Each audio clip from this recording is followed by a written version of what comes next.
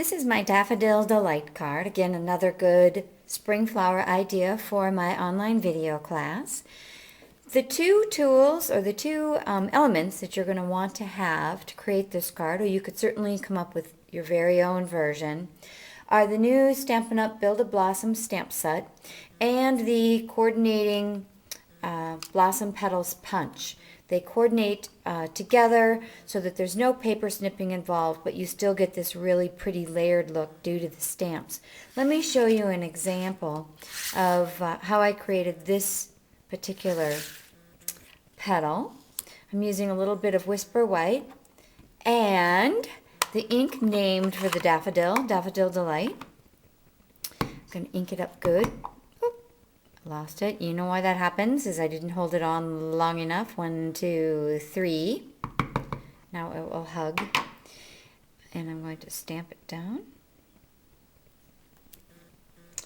And then next I'm going to use the Blossom Petals punch. Line this up. Oh, goes this way. Line this up. And punch. And you have a marvelous petal. And as you can see from my original flower, I put 6 of these together, and then I did 6 of the smaller and 6 of the smaller to create the flowers.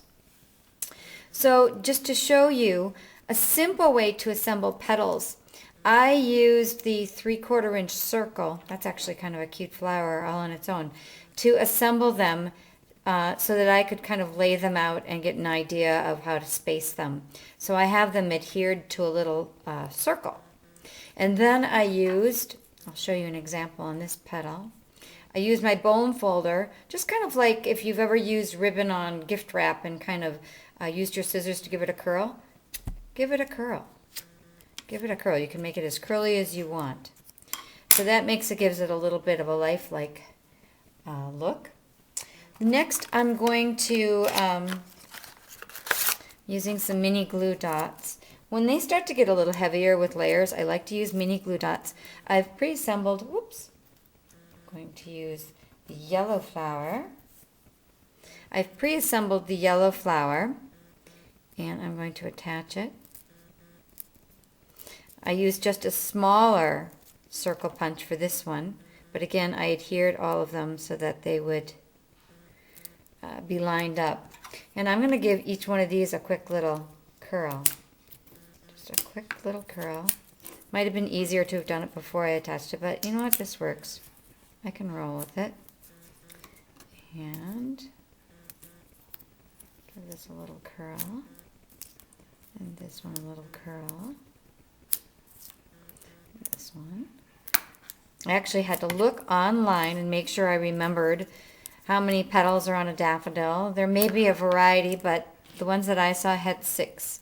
So I'm going to give those a little life, bring them up. One last little bend with my fingers just to kind of give it some 3D. And then one of my very favorite tricks, and I'm going to get a sliver off to the side here with my paper cutter for buttons. I love the look, kind of a finished look of buttons. So instead of finding thread, I just use a little cardstock. You can have it come up this way and through the other hole and tie it. It takes a little careful tying, but you can certainly do it. For this one, I just want it to look like it's got just a little bit of a stitch. So I'm going to cross it over.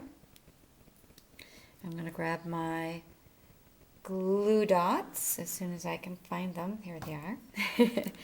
I think I've mentioned before, it's like a surgical table, trying to have everything on the ready that I might need. So I've got the mini glue dot on there, and then I'm going to use some paper snips. Cut away the excess. And then you have a very, very simple flower with a nice finished look. Also, when I attach it to the flower, to the card when we're done, I'm going to use mini glue dots. Whenever I have a little extra weight, like when I have something heavier, an item like this, I like to use mini glue dots. They really keep buttons in place and also flowers in place. Then this last little flower, which is going to be this flower, again, another little daffodil. I've attached to the 1/2-inch circle and curled up the leaves, again using one of the stamps from the Build a Blossom stamp set, and punched it out with one of the petals from the Petal Blossoms punch. I also punched out a tiny little piece. This particular paper is from the Ice Cream Parlor Designer Series paper from the new Celebration Selections. Very cool. For every $50 you spend in product, you can get a free celebration set or gift, and one of the gifts is this Designer Series paper that includes some quick accents too, which is very, very cool. So I'm going to go ahead and attach this because I think it kind of resembles the little cone part of the daffodil. Just a little bit different look and another option. And then I'm going to thread this one too, again with another little piece of skinny piece of Whisper White cardstock. And threading it through. I can hear a siren in the distance. I don't know if you can hear that. Just one of those days. And then cross it over in the back. Then I'm going to grab one of my glue dots. That not only gives you something to have it stick to the flower with, but it also keeps the little pieces of, quote, thread from moving around. I'm going to pop that right in the middle. So now we've got our flowers all ready. Here are our 2 flowers. They were really simple. It takes a little more time just because you have to punch out the individual flowers, but the final effect without any snipping is absolutely wonderful. So let's move on to the card itself. This is going to be a standard A2 card. I start out with 8.5 by 5.5, and I scored it at 4 1/4. And I will be layering it and scoring it.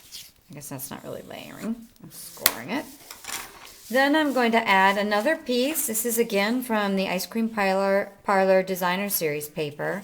Looks like this from this side, which is actually gorgeous. But I felt like it was competing too much with the flowers, so I stuck with something more subtle. And I love the look of Peach Parfait designer paper on Peach Parfait. I think it's just subtle and pretty. So I'm going to attach this as we build our card. And this particular piece is 4 by 5 1/4, so it's a 1/4 inch smaller all the way around.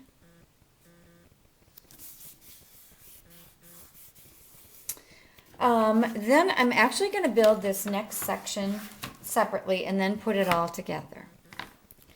This is a piece of Whisper White where we're going to add the sentiment, which is 4 3/8 by 2 3/4. As I've shown you on a previous video, I like to put my sentiments diagonal on the block. I just find it's easier and it avoids any prism issues with, I want to make sure I've got my Peach Parfait. I do. I find it's easier to line it up. That's just me. I'm inking this up in Peach Parfait. This is a stamp from the Wordplay stamp set.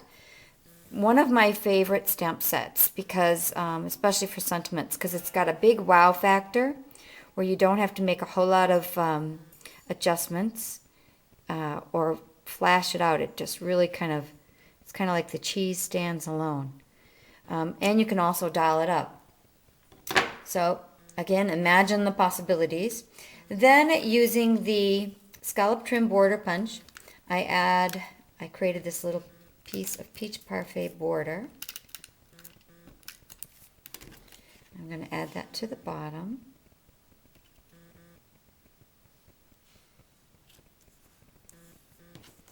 And then I'm going to attach this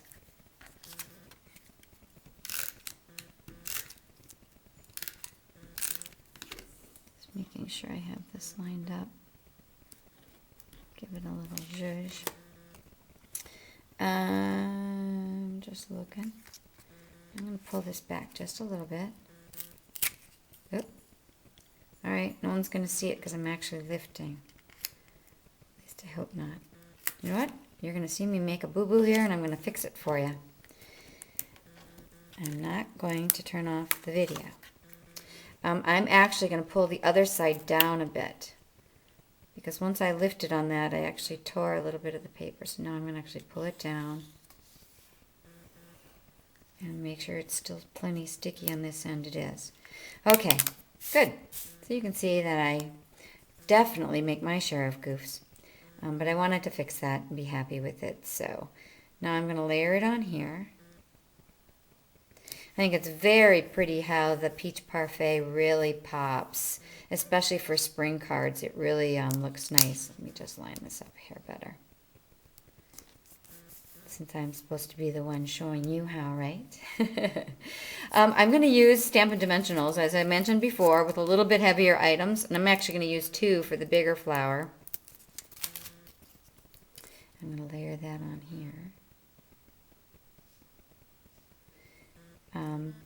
Something that I love to do, see how there's a little indentation with this sentiment? So I am purposely trying to tuck my flower petal in there because I feel like it integrates it. And that's just one of my quirks. And then I'm going to get the second flower ready to pop down here. Again, this, as I said before, Mother's Day cards, flower cards work beautifully for Mother's Day, Easter, birthday. It's just a matter of changing the sentiments. Imagine the possibilities.